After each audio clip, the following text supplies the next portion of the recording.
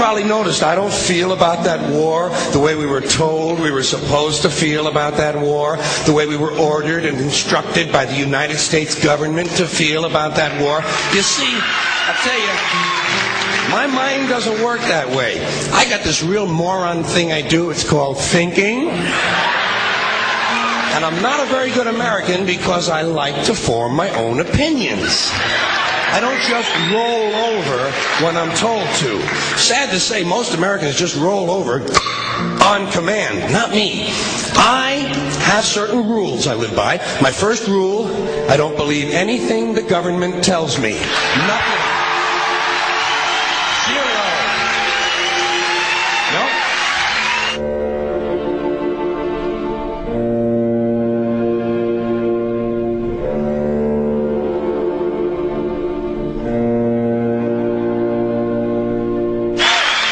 And I don't take very seriously the media or the press in this country, who in the case of the Persian Gulf War were nothing more than unpaid employees of the Department of Defense, and who most of the time function as kind of an unofficial public relations agency for the United States government. So I don't listen to them. I don't really believe in my country. And I gotta tell you folks, I don't get all choked up about yellow ribbons and American flags. Now, to balance the scale, I'd like to talk about some things that bring us together. Things that point out our similarities instead of our differences. Because that's all you ever hear about in this country is our differences. That's all the media and the politicians are ever talking about, the things that separate us, things that make us different from one another. That's the way the ruling class operates in any society. They try to divide the rest of the people. They keep the lower and the middle classes fighting with each other so that they, the rich, can run off with all the fucking money. Fairly simple thing, happens to work. You know, anything different, that's what they're going to talk about. Race, religion, ethnic and national background, jobs, income, education, social status, sexuality, anything you can do, keep us fighting with each other so that they can keep going to the bank. You know how I describe the economic and social classes in this country? The upper class keeps all of the money, pays none of the taxes. The middle class pays all of the taxes, does all of the work. The poor are there just to scare the shit out of the middle class. Keep them showing up at those jobs.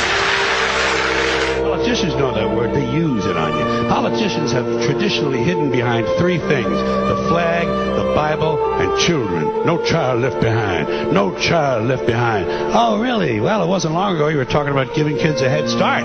Head start, left behind? Someone's losing fucking ground here. But there's a reason. There's a reason. There's a reason for this. There's a reason education sucks, and it's the same reason that it will never, ever, ever be fixed. It's never going to get any better. Don't look for it. Be happy with what you got. Because the owners of this country don't want that. I'm talking about the real owners now. The big, the wealthy, the real owners, the big wealthy business interests that control things and make all the important decisions. Forget the politicians. They're irrelevant. The politicians are put there to give you the idea that you have freedom of choice. You don't. You have no choice. You have owners. They own you. They own everything. They own all the important land. They own and control the corporations. They've long since bought and paid for the Senate, the Congress, the state houses, the city halls. They got the judges in their back pockets, and they own all the big all the big media companies. So they control just about all of the news and information you get to hear. They got you by the balls. They spend billions of dollars every year lobbying to get what they want.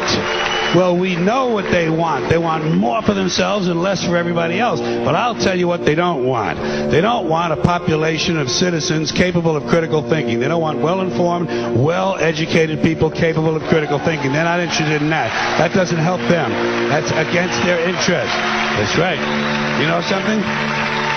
They don't want people who are smart enough to sit around the kitchen table and figure out how badly they're getting fucked by a system that threw them overboard 30 fucking years ago. They don't want that. You know what they want? They want obedient workers. Obedient workers.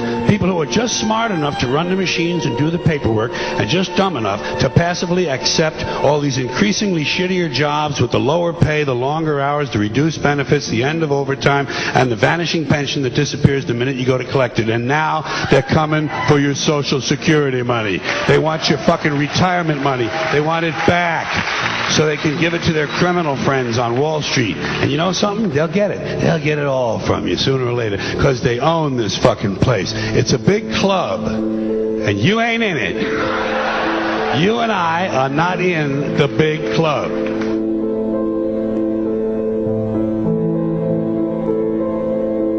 The greatest form of control is where you think you're free when you're being fundamentally manipulated and dictated to. One form of dictatorship is being in a prison cell and you can see the bars and touch them. The other one is sitting in a prison cell but you can't see the bar, you think you're free. What the human race is suffering from is mass hypnosis.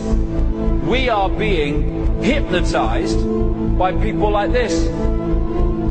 Newsreaders, politicians, teachers, lecturers. We are in a country and in a world that is being run by unbelievably sick people. The chasm between what we're told is going on and what is really going on is absolutely enormous. The greatest hypnotist on planet Earth is a oblong box in the corner of the room. It is constantly telling us what to believe is real. Historically, the control and manipulation of political opinion has been the Freemasons' main weapon in gaining control of countries and states. Once in control of the rulers and politicians of a country, laws and political structures could be changed in accordance with their agenda.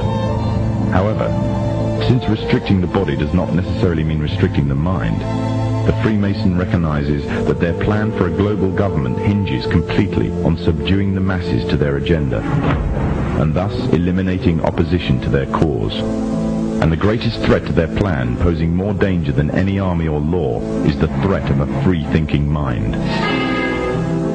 In order to eliminate this threat and to achieve their objective, the Masons have set about the boldest plan ever devised: the complete control of every aspect of human life, your life. And the weapons they are using against you are in your very homes, entertaining you and your children, and gradually indoctrinating you without you even realizing.